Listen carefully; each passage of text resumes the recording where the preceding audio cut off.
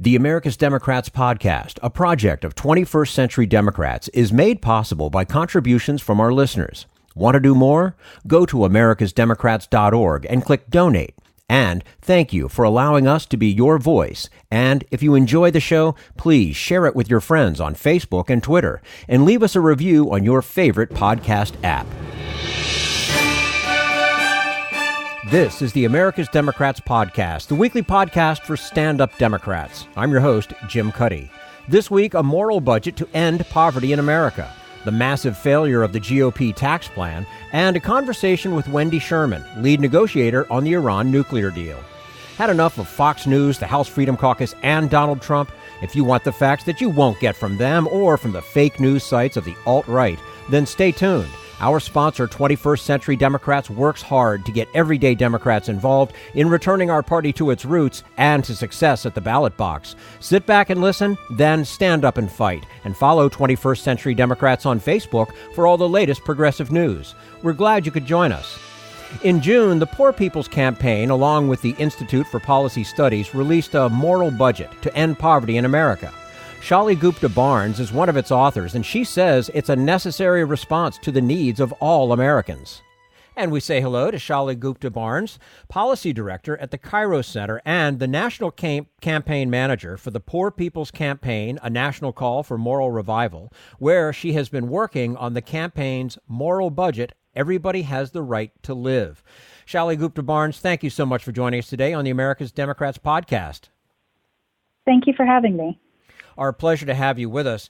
And not too long ago, leaders from the Poor People's Campaign presented the moral budget before members of Congress. Why did the idea of a moral budget seem like a necessary thing to do? Well, the idea of a moral budget came out of our earlier work the year before when we released a moral agenda and our set of demands. That was in April 2018, and that was in the kind of lead up to the 40 days of action that the campaign organized last summer. And our moral agenda, one of the criticisms that the moral agenda received and what the campaign has actually confronted is this idea that we're asking for too much. You have to start small, you can't get everything you need, let's be reasonable, this kind of attitude. And so, or this kind of response to the work of really taking on poverty and racism and ecological devastation and militarism, it often seems like that's just not possible. And so once we went through the 40 days, we realized that we started working towards establishing this moral budget to answer the question, what would it take to realize our demands? And we didn't start with what was possible. We started with what was necessary. It was necessary. We knew these demands were necessary because they were coming out of the experiences and the insights of people who are impacted by systemic racism and poverty and ecological devastation and a war economy. And then we had to answer the question, okay, if this is necessary, how do we make this possible? So that's where the idea came from. And like any national budget, this must have been a massive undertaking. How did you bring it together? It really was a massive undertaking that required and demanded a lot of resources from many people and many different institutes and organizations. This was actually the second project we did. We collaborated with the Institute for Policy Studies. We had worked with them to last year publish The Souls of Poor Folk, which was an audit of the past 50 years on the four critical issues of the campaign, looking back to where we were in 1968, during the 1968 Poor People's Campaign, and how far we'd come over the past 50 years. And so that was the first project we did with IPS. This budget was the second project, and this time we also included the Economic Policy Institute and others to help, bring in different expertise. That was all being guided really by the insights and experiences of people who are part of this campaign. The campaign's activities from our launch last year after the 40 days, since June to May, basically, were all involving the demands and doing hearings and delivering the demands to state houses, doing cultural events and bus tours, And every one of those events, there were different people speaking to how they've been impacted by these four main issues, these four pillars, and what we should do about them. So all of those insights were also gathered and brought into this moral budget to help frame the direction of our analysis, and that was paired then with the expertise from these institutes. You know, and I know you know this, Shailly, politicians often present us with that sense of scarcity, that there's never enough money to do the right thing. Your budget identifies some key areas where we could find the money to fulfill a moral agenda. What are some of the highlights on that point? This is actually one of the main narratives that we're confronting in this campaign, this idea that there isn't enough to go around, so that you have to make hard choices and that only some of the people will benefit, for some of the time. And we have taken on this narrative of scarcity by showing the abundance that does exist and the abundance that can be channeled towards realizing this agenda. And so a few of the highlights in our report is that, we could dramatically cut $350 billion from the Pentagon budget. And that includes closing bases, it includes changing other priorities, and that would make the nation and the world more secure and work more towards, a more robust definition of what security really is. We could, there's an estimated $886 billion from revenue from fair taxes on the wealthy and corporations in Wall Street. And then there are billions more that would be freed up from, ending mass incarceration, addressing climate change, immigration reform, and other of our demands.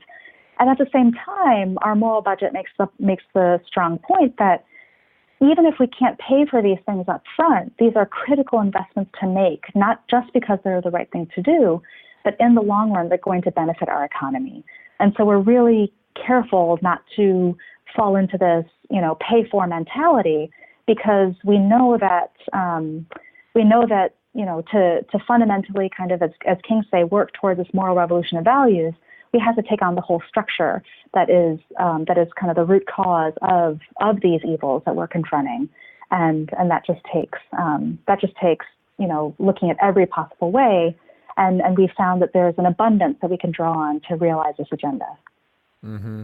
We're speaking with Shailly Gupta Barnes, Policy Director at the Cairo Center and the National Campaign Manager for the Poor People's Campaign, A National Call for Moral Revival. And, of course, she's been working on the campaign's moral budget, Everybody Has the Right to Live, which we're talking about today. Shailly, the budget makes some very specific suggestions as to where we should be spending our money. We don't have the time to go over all of them, but how do you describe the overall direction of these suggestions? So really what we're talking about is making investments in our democracy, including voting rights and immigration reform and the rights of indigenous people. We're talking about equal protection under the law. We're talking about investments in domestic tranquility, which we're saying, means jobs and a strong safety net that's accessible not just for people who are falling out of work temporarily or for a longer amount of time, but also for people whose economic contributions have not been recognized so far in society, including home care and child caregivers. We're talking about housing and education and investments in water and sanitation infrastructure that could move us towards, a green economy. We're talking about healthcare. We're talking about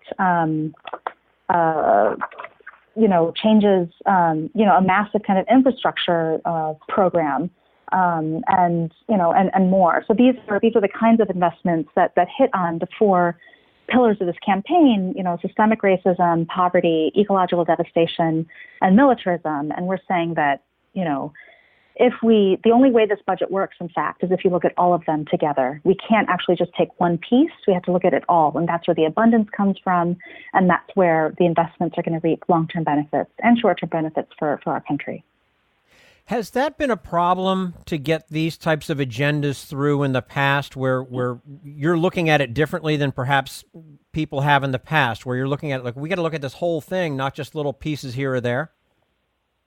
I think that is a really significant difference in this campaign, and our work leading up to this, and our demands and this budget, is that we are saying, we are taking Martin Luther King's words to heart. A revolution of values means a revolution also in how we understand these systems and structures of oppression and exclusion.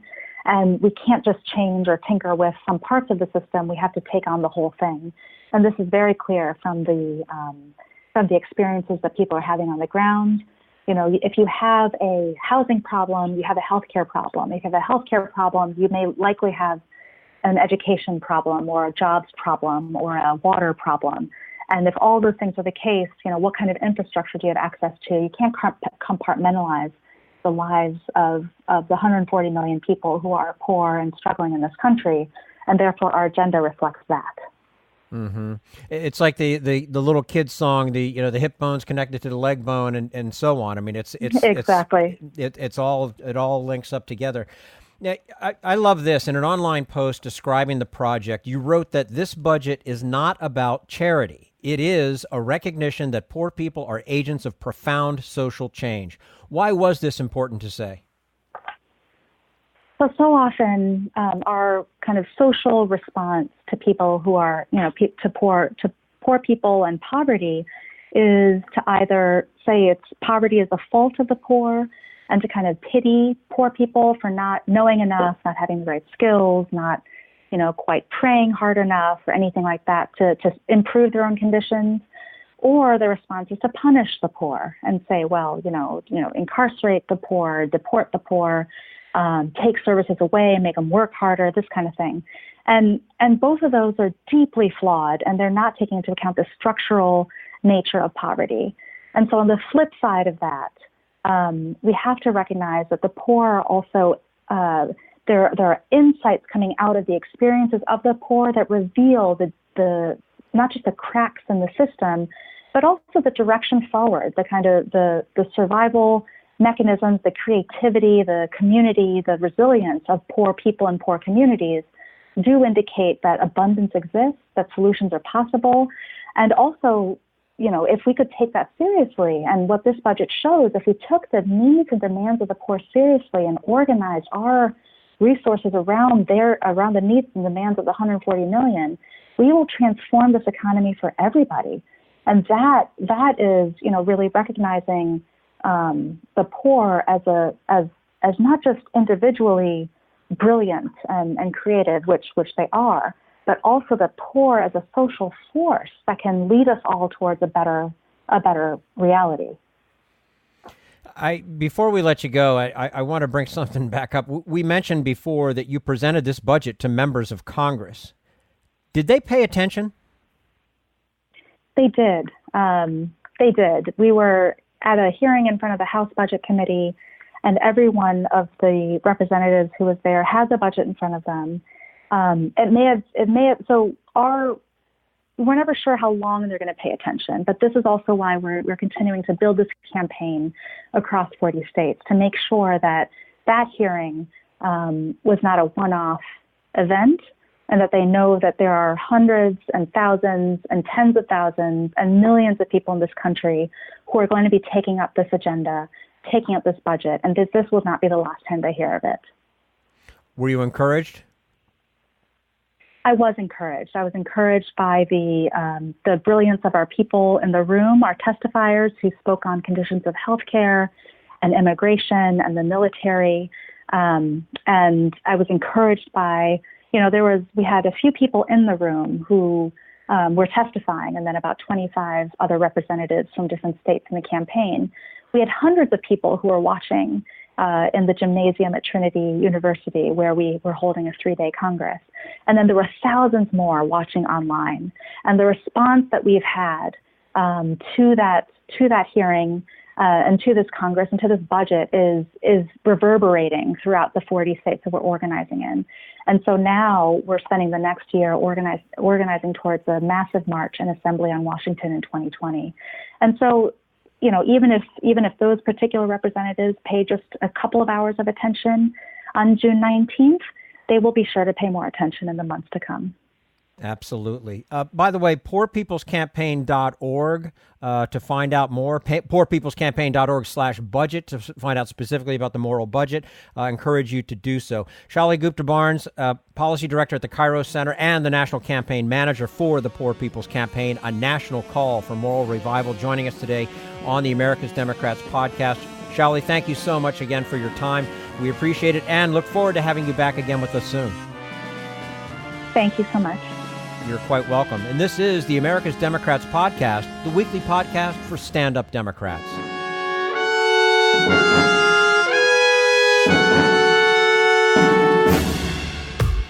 We want you to sit back and listen to this americasdemocrats.org podcast, a project of 21st Century Democrats. But we need you to stand up and fight. Do you want to get involved and help get our party back to its roots and to success at the ballot box? You can make your contribution to help us keep this show going and to elect Democrats who will stand up for democratic principles. Go to americasdemocrats.org and click on Donate at the top of the page. This Social Security measure, I believe that we must pass legislation to provide medical care. This is our tradition. When our grandparents came to America, it was the Democratic Party which said, welcome. It was the Democratic Party, the party of Roosevelt and Truman and Kennedy and others, who said that America belonged to all its people, not just a handful of the rich or a few giant corporations. That's why great leaders like FDR fought so hard for Social Security, and why JFK stood up to the insurance companies and their Republican allies to get Medicare. It's not just one thing, or one time, in one place. It's about a whole history of standing up to the Republicans and saying someone has to be on the side of regular working people in America. Whether it's defending Social Security or just the way your loved ones are treated on the job. That's what the Democratic Party is all about. And that's why this message has been brought to you by the Democratic Party. Working people like you and me. Paid for by 21st Century Democrats. Not authorized by any candidate or candidates committee. This is the America's Democrats podcast, the weekly podcast for stand-up Democrats. Coming up next, how Trump's tax cuts work for the wealthy and why we need a tax plan that works for everyone. But first, we turn to Jim Hightower, America's #1 populist, for his common sense commentary. For $3.5 trillion a year, shouldn't we Americans have a world-class healthcare system?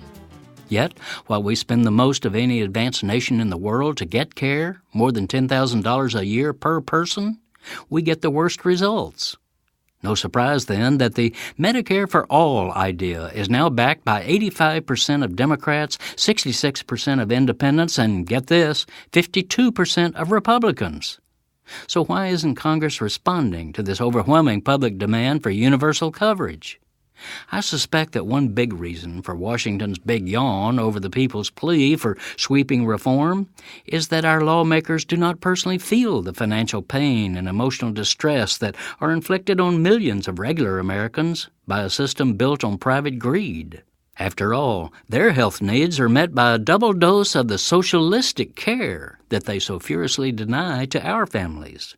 First, they're given big taxpayer subsidies to cover the cost of their insurance, with you and me paying about 72% of the price. But second, there's a secretive medical center located right in the U.S. Capitol building that provides a full-blown system of healthcare socialism to our governing elites. Called the OAP, Office of the Attending Physician, it provides a complete range of free medical service for lawmakers. No appointment needed and no waiting. They walk in and doctors, nurses, technicians, pharmacists, and other professionals tend to them right away. No need to show an insurance card, and they never get a bill. But they do get what a former OAP staffer calls the best health care on the planet. Thus, members feel no urgency to restructure a system that's working beautifully for them. This is Jim Hightower saying, so to get good care for all of us, we might start by taking away the pampered care that lawmakers have awarded to themselves. What do the corporate powers from Wall Street to Walmart have in common? They hate the Hightower Lowdown. You can see why at www.hightowerlowdown.org. This is the America's Democrats podcast, the weekly podcast for stand-up Democrats. President Trump's tax cut plan is proving to be a huge giveaway for corporations and the wealthy. Frank Clemente offers a progressive plan for tax reform that can bring fairness to the American economy. And we say hello to Frank Clemente, Executive Director at Americans for Tax Fairness. Frank Clemente, thank you so much for joining us today on the America's Democrats podcast. Thanks for having me on, Jim.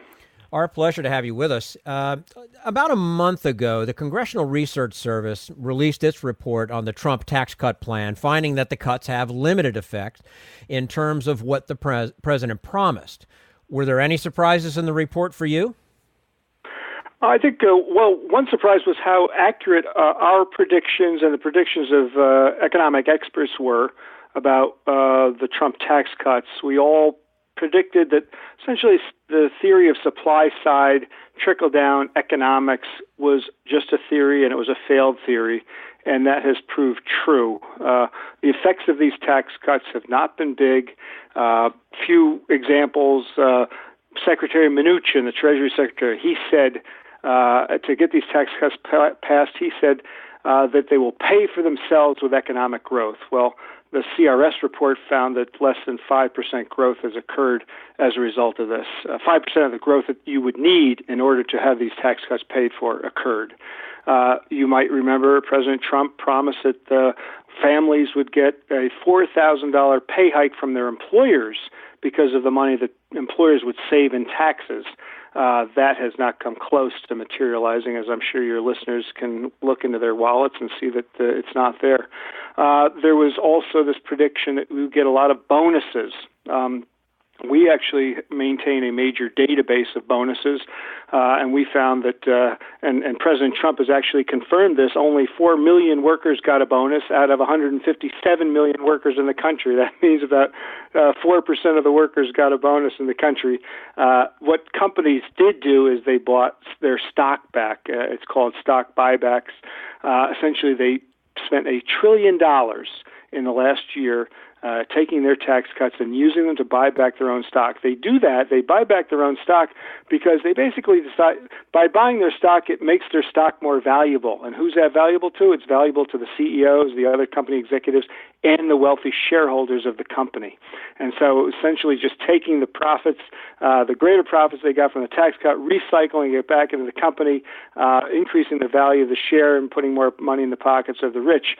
That's where the trickle-down happened. It happened through stock buybacks back to the rich shareholders. It did not happen in terms of higher wages or bonuses to workers. So on all of those counts, and also there just was not an investment. The CRS looked at this and said there was a slight bump up in investment, but it was not.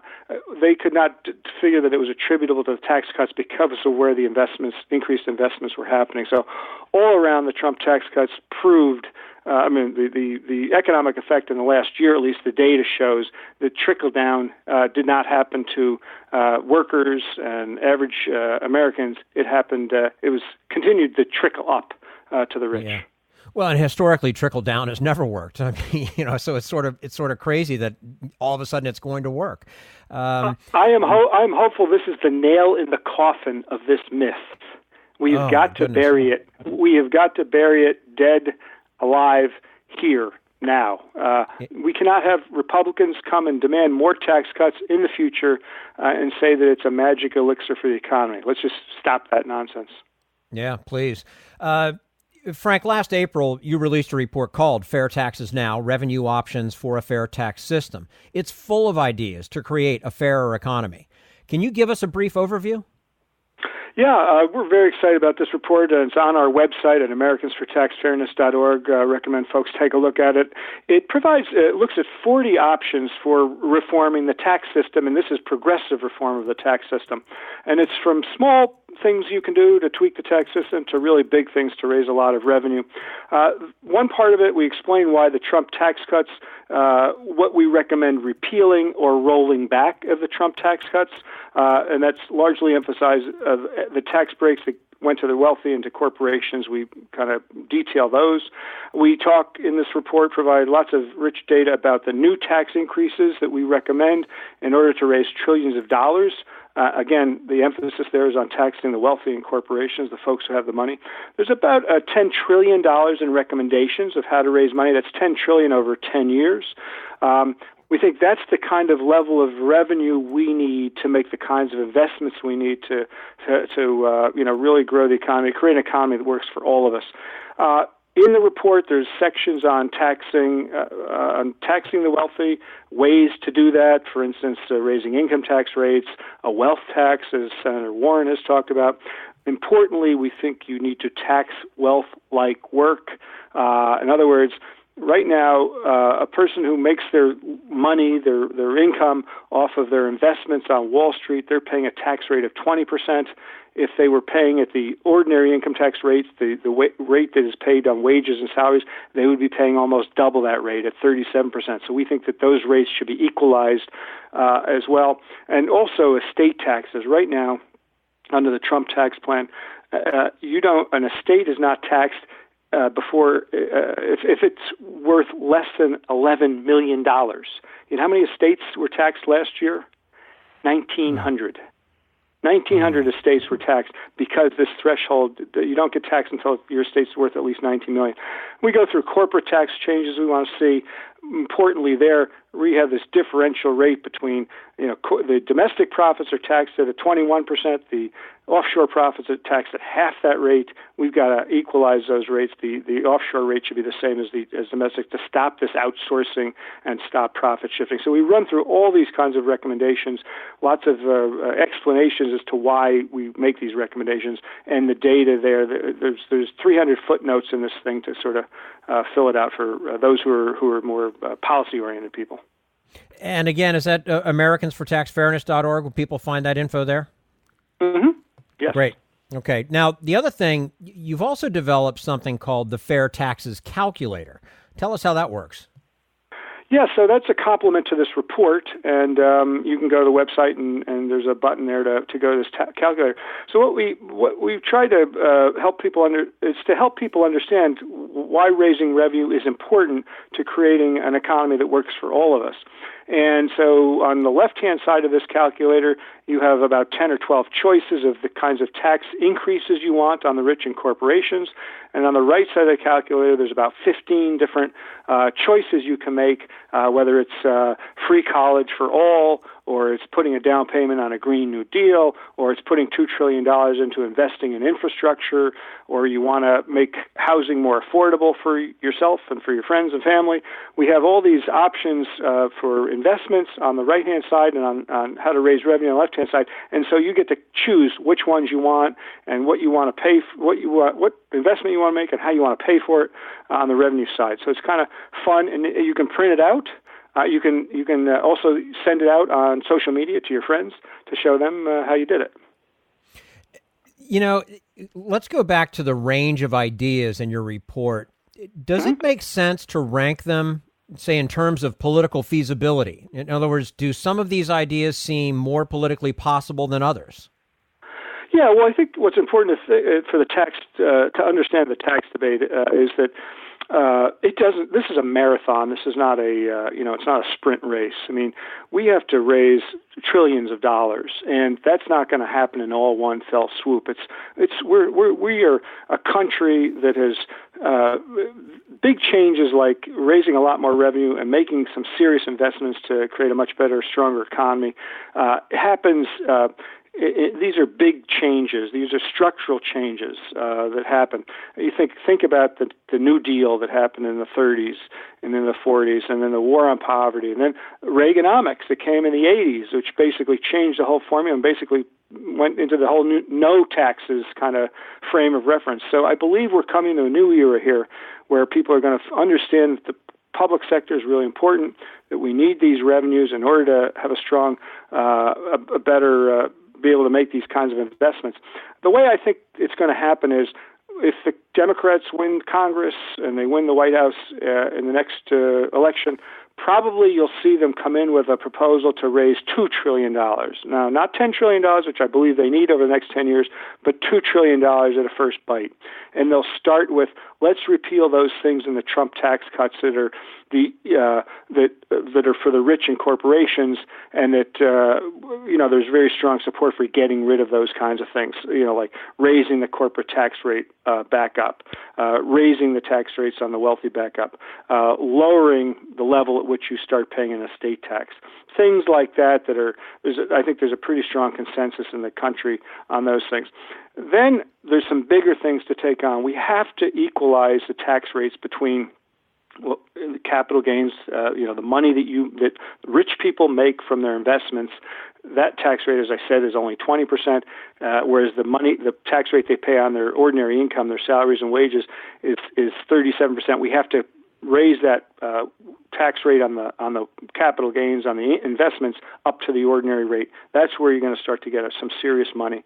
Things like a wealth tax, which I think is important, those things are going to happen further down the road. There's also one tax increase that we think is very important. It's called a Wall Street sales tax.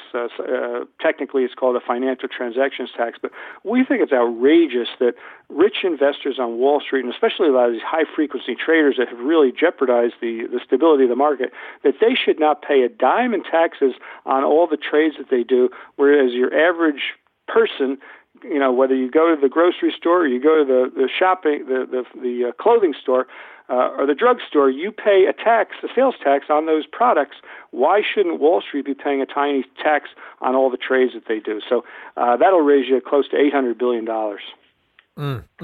And just to think where that money could go and where it should be going.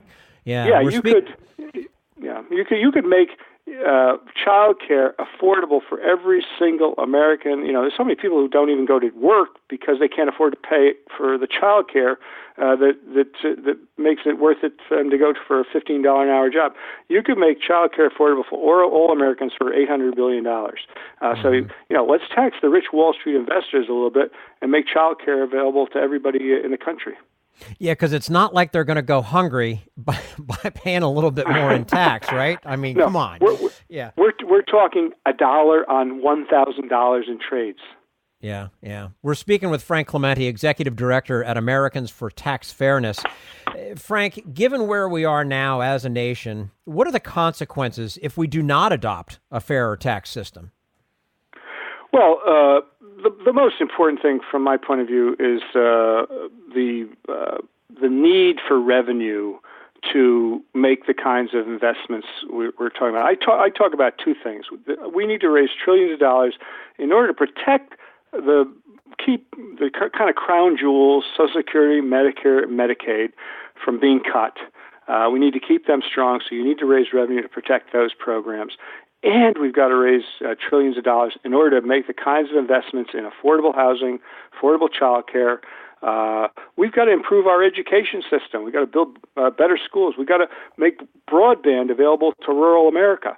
Everybody complains about their transit systems, our roads, our bridges, Flint's lead in the water system, all of these, the electrical grid, and moving to a green economy, that's going to cost trillions of dollars. We've got to create resiliency against the effects of disastrous effects of climate change. Those things are going to cost phenomenal amounts of money in the future. So if we do not raise more revenue from the rich and corporations to pay for these things, we're declining as a society, economically declining as a society. The other reason we need to do this is, and by the way, these kinds of investments create tremendous amounts of jobs.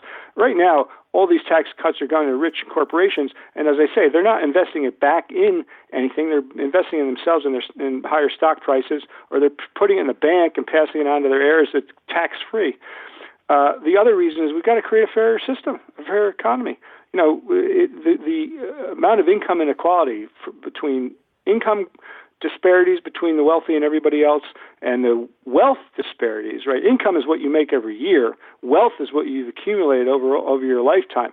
The disparities are just getting worse and worse and worse, and we've got to close those gaps. The worse those gaps get, the more power accumulates to folks at the top, and the less strong our democracy becomes. So, our political system becomes at risk when we have this huge discrepancy in wealth.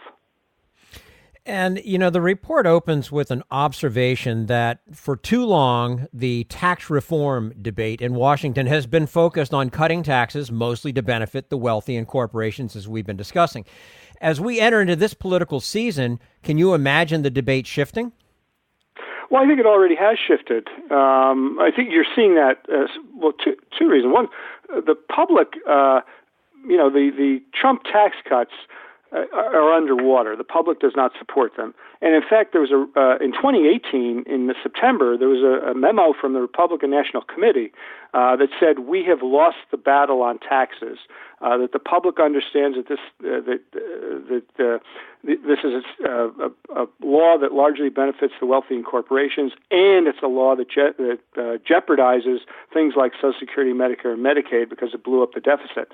And so their own polling firm admitted that they'd lost the messaging war, and that's where the public is on this, which is what's enabled us to shift the debate. And the Democratic candidates, there's some like the Warrens and the Sanders of the world have very robust tax reform plans. Others have sort of yet to get their voice on this tax issue. But by and large, the consensus is that I believe the debate shifted for three reasons. One is the unpopularity of this Trump GOP tax cut. Two is that the candidates, we've done a lot of polling, and then Gallup and other institutions have done a lot of polling, showing that the public is very strongly in favor of tax fairness and making sure that the rich and corporations pay their fair share of taxes, and that they know they're not doing it now. And the third thing is that voters are demanding much greater investments in public services because the government's been starved of revenue, and we just lost another $2 trillion with the Trump tax cuts. So that's coming right out of the till. So they get that if we're going to have a better public education system, if we're going to have a first-class infrastructure system, et cetera, you've got to raise revenue. Mm-hmm.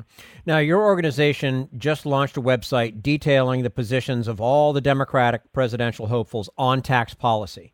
And we hope to talk more about this in another interview because we'd love to have you back. But please, just give us a snapshot of that and how listeners can find it.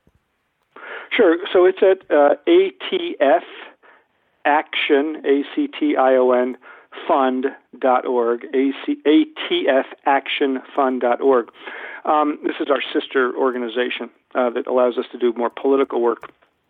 So we have all 23 candidates. It was a lot of work to put this thing together. It's dynamic in the sense that it will be updated so, for instance, from last night's debate, we will now go back and put in some updates because some of the candidates articulated new policies on taxes. And it allows you to not just look at individual candidates, but you can compare two candidates. So if you want to compare Joe Biden to Bernie Sanders, who are debating tonight, you can go and click a button, and it'll allow you to compare those two candidates together. What we found is that everybody has is kind of speaking in the same way about the need for a much fairer tax system. Many of them have paired raising significant revenue with financing ambitious investment initiatives. I'm very happy that the media is saying to candidates, well, you want to have free college for all, or you want to have put $2 trillion into an infrastructure program. How are you going to pay for that? I think it's a very fair question that needs to be asked of candidates. And candidates, I think, they're feeling responsible that I have to now start saying how I'm going to pay for it because I was demanding that Trump show how he was going to pay for his tax cuts. So that's there. In other words, what they're using their revenue to do, where they've matched it. A lot of, so I'd say about a quarter of the candidates have fairly detailed plans. A bunch of candidates have said almost nothing. Those tend to be smaller campaigns, much smaller staff, et cetera. But the overwhelming thing is that people want to either increase corporate taxes, roll them back. Trump cut corporate taxes from 35% to 21%. That's a 40% tax cut. People want to push those back up, not necessarily all the way to 35%, but closer to it, high 20s. A lot of folks are saying that they want to tax wealth like work, which we've talked about. A lot of them are saying that this is outrageous that a millionaire with an estate that's worth $7, $8, $9, $10 million doesn't pay a dime in taxes when they pass that on to their heirs, and so they want to roll back Trump's estate tax cuts. And a lot of folks, I actually was surprised, half of the candidates said they want a carbon tax. Carbon tax is a a dollar amount that's put on a ton of carbon dioxide. Usually it's $25 to $50 per ton. The goal of the carbon tax is to reduce the use of fossil fuels, coal, gas, oil, and as a way to clean to basically address the carbon that's accumulating in the atmosphere, which is causing all of this global warming, climate change problem. And so that the experts recognize that the carbon tax is essential to solving this. Some of the candidates want to use that to just invest it in green technology and a better electrical grid and kinds of things that will move us more to a green economy. Others want to basically give the money back to the people who are paying it, which will reduce carbon, their use of carbon, but will not penalize them by, especially for lower income and middle income folks, will not penalize them by taking money out of their pockets. So it's very interesting collection of stuff. We have a one-page version of it. You can see a table. And then we also have not just a website version. You can print out the 36 pages worth of what's behind all this. I think we've got a board game in the making here. I'm pretty sure we do. Frank Clemente, Executive Director at Americans for Tax Fairness, joining us today on the America's Democrats podcast. Frank, a pleasure to have you with us today, and we do look forward to having you back again with us soon. Thanks so much. Take care. You as well. And this is the America's Democrats podcast, the weekly podcast for stand-up Democrats.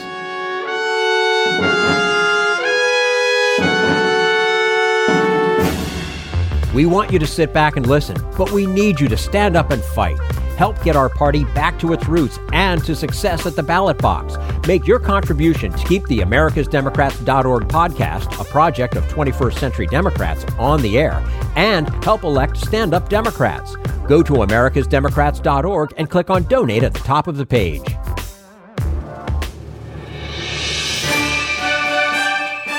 This is the America's Democrats podcast, the weekly podcast for stand-up Democrats.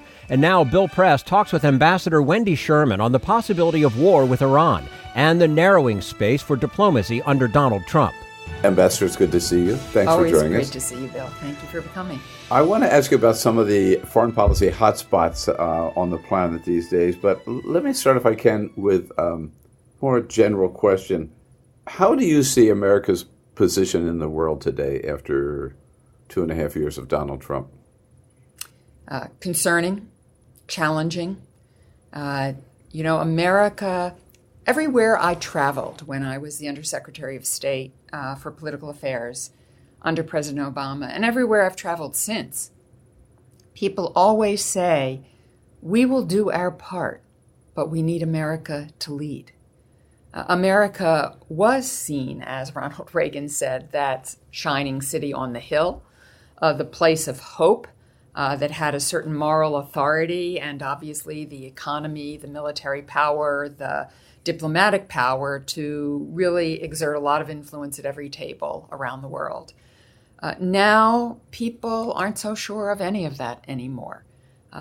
It is not just Donald Trump saying it's about America first, which harkens back to World War II in a time of anti-Semitism and Nazi Germany.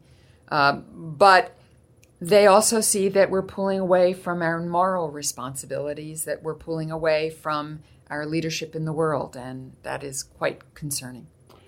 Is there a Trump foreign policy? I mean, for as many problems as we had with it, George W. Bush did enunciate a foreign policy. Barack Obama did. Is there a Trump foreign policy? I think the Trump foreign policy is whatever the president's impulses take him to at a given moment or a given day.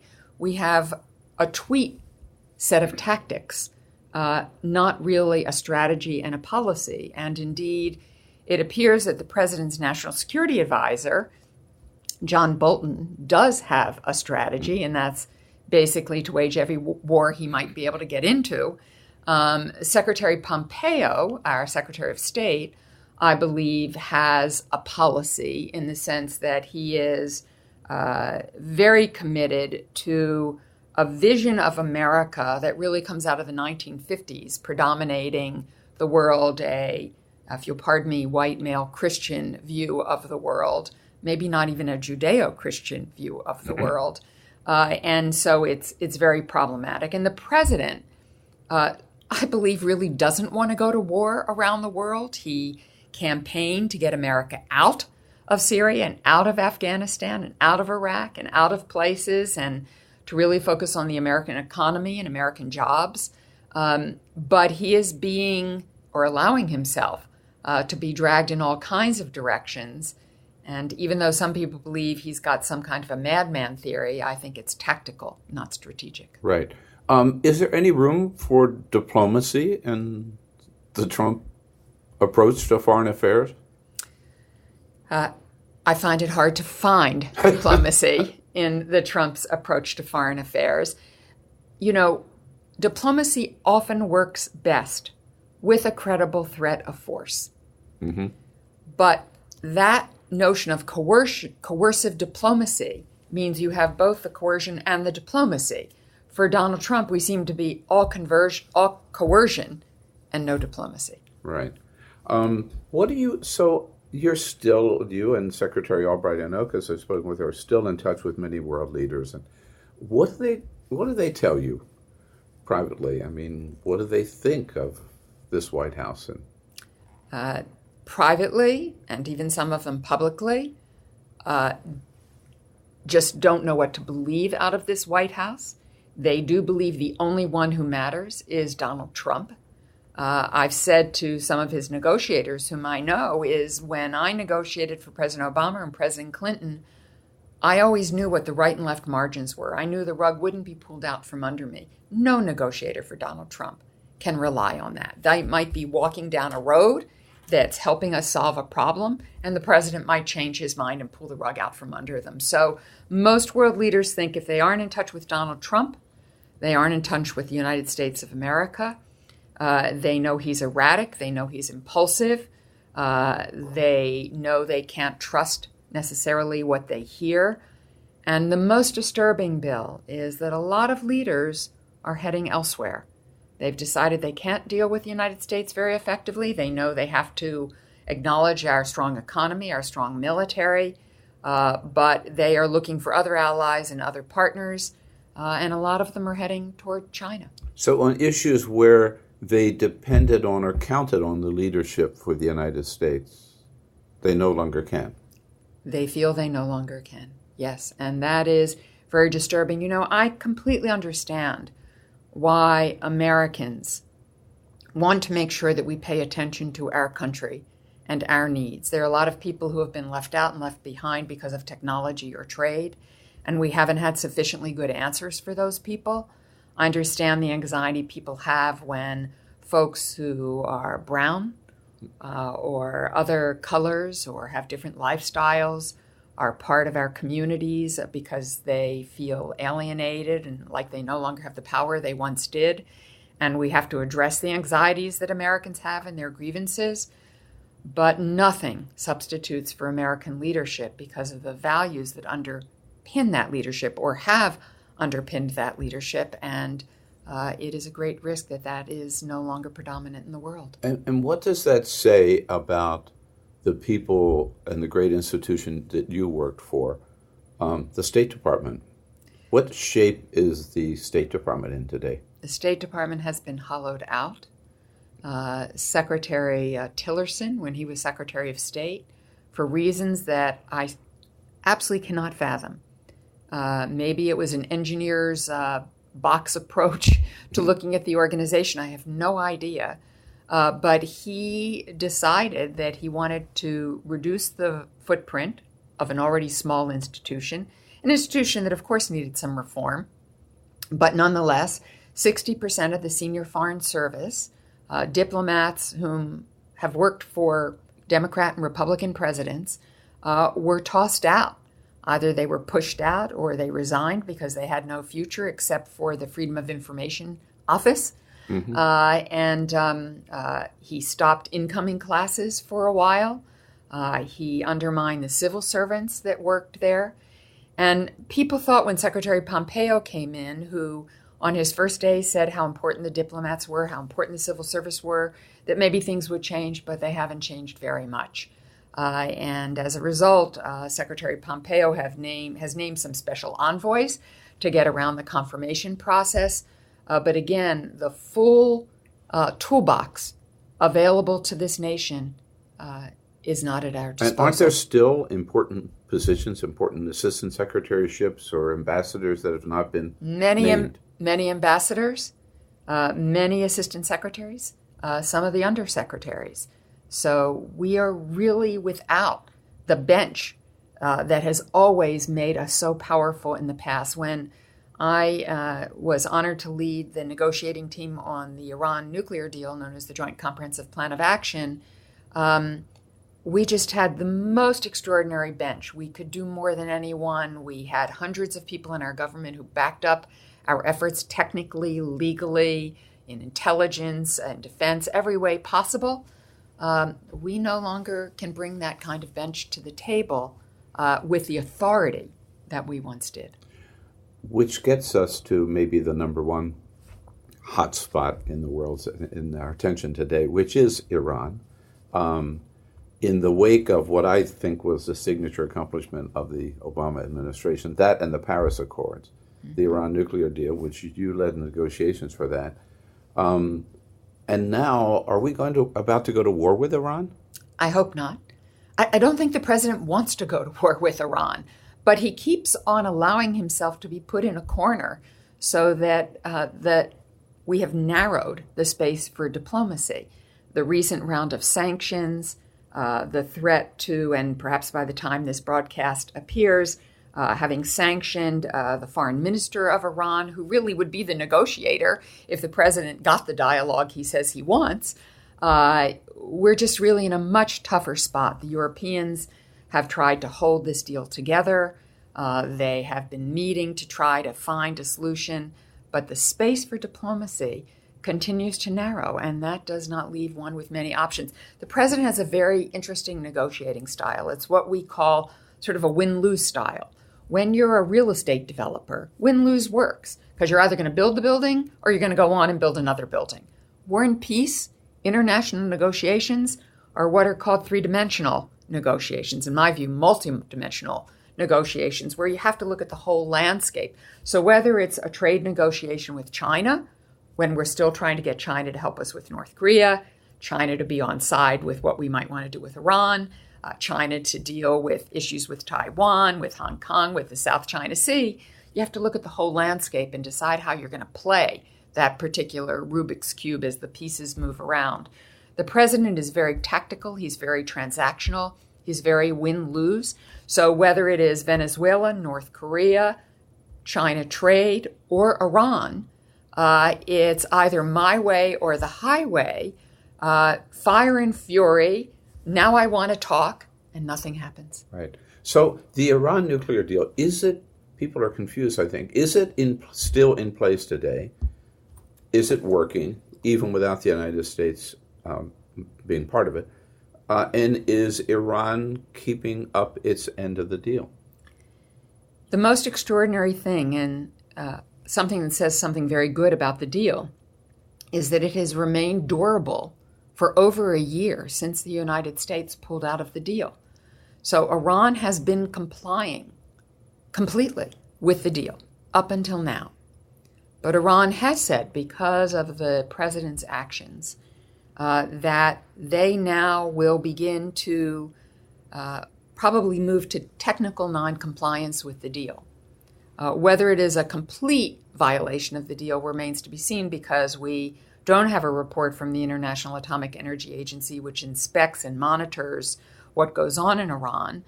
So we will wait to see what they say when Iran has actually crossed lines in the deal. But we're certainly getting to a place where Iran, saying that it is taking reciprocal action to the U.S. actions, begins to ultimately erode the Joint Comprehensive Plan of Action. Right.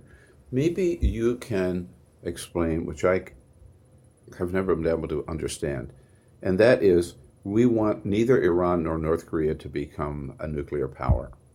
We want each of them to give up their pursuit of nuclear weapons. Iran did, and we treat them horribly and threaten war. North Korea has not, and yet we're buddy-buddy with Kim Jong-un. You're exactly right. What am I missing here? You're missing that President Obama did not negotiate a deal with North Korea, but he did negotiate a deal with Iran. And they agreed to do what we want North Korea to do, correct? And more so. Iran never had nuclear weapons. It certainly understood the nuclear fuel cycle. It certainly had, and still has, tremendous capabilities because you can't bomb away knowledge. They had mastered the entire nuclear fuel cycle. So it was of great concern that they had a tech capability that was approaching the possibility of having nuclear weapons. North Korea has nuclear weapons and the means to deliver those nuclear weapons. Iran has neither, and certainly hasn't married a warhead with a missile. So you're quite right. It makes no sense whatsoever to have a bromance with a horrific dictator who has nuclear weapons and to have a maximum pressure campaign against someone who had agreed to forswear to never have nuclear weapons. And the president says that he calls the deal the worst deal ever made, whatever, is because there were too many other things Iran was doing that you did not address in this deal. They were supporting terrorist organizations, and the nuclear deal with Iran doesn't deal with that. And your response? My response is he's correct that the nuclear deal does not deal with Iran's malign behavior in the Middle East. It does not deal with its human rights abuses against its citizens. It does not deal with Americans who are in prison in Iran or missing in Iran. A lot of other issues. A lot of other issues. It's state sponsorship of terrorism, lots of horrible things. But that was very conscious for a couple of really important reasons. If you try to do everything in one deal, you can end up with the mediocre middle on everything. So Iran might have said, okay, we'll give Hezbollah, one of their proxies, their terrorist proxies, less money, but then we want to use more advanced centrifuges in the development of our nuclear program. So you end up not dealing with Hezbollah, and you don't deal with the nuclear program either.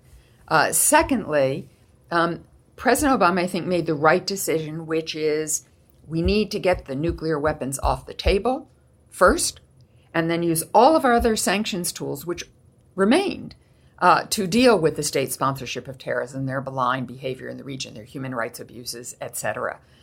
Because if Iran had a nuclear weapon, their ability to project power into the Middle East to deter our actions would have been profound. So I think the president made the right decision. As a result, it still took us, in the real negotiations, nearly 2 years. Mm-hmm. The Europeans had started negotiating in the early 2000s, so this was a decade of negotiating. It was 110 pages long. So trying to absorb every other thing, we'd still be negotiating today.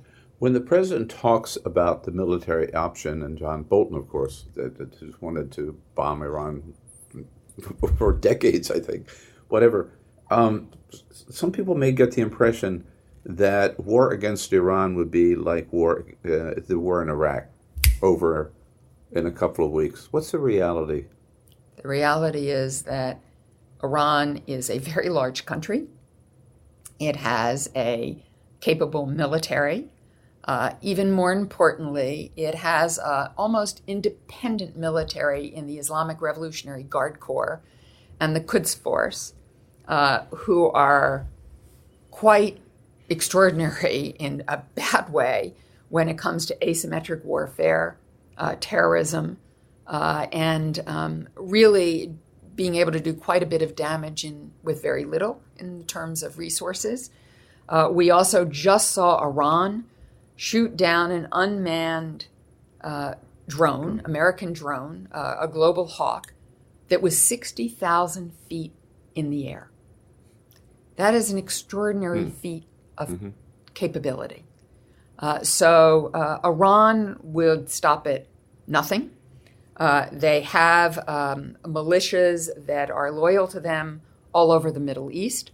Our really partner in the Middle East, Israel, the only democracy currently in the Middle East, would be a target. Our troops in Iraq would be a target. Our troops in Syria would be a target.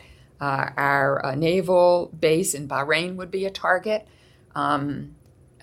This would be very serious war. And yes, the United States would prevail, but to say it would be ugly is an understatement. Bill Press talking with Ambassador Wendy Sherman on the Bill Press podcast. If you'd like to hear the rest of this interview, visit BillPressShow.com. That's all for the America's Democrats podcast. Thank you to all who made today's show possible. Shailly Gupta Barnes, Frank Clemente, and the entire Bill Press team. And thank you for listening. If you liked what you heard, please get involved in our efforts to keep this show going and to elect Democrats who are bringing the party back to its roots. Go to americasdemocrats.org and click on Donate at the top of the page. And be sure to find 21st Century Democrats on Facebook and Twitter. And leave us a review on your favorite podcast app. For the America's Democrats podcast, I'm your host, Jim Cuddy. We want you to sit back and listen, but we need you to stand up and fight. Join us. Support the americasdemocrats.org podcast, a project of 21st Century Democrats, and help elect Democrats who will stand up for democratic principles with your contribution today. Go to americasdemocrats.org and click on Donate at the top of the page.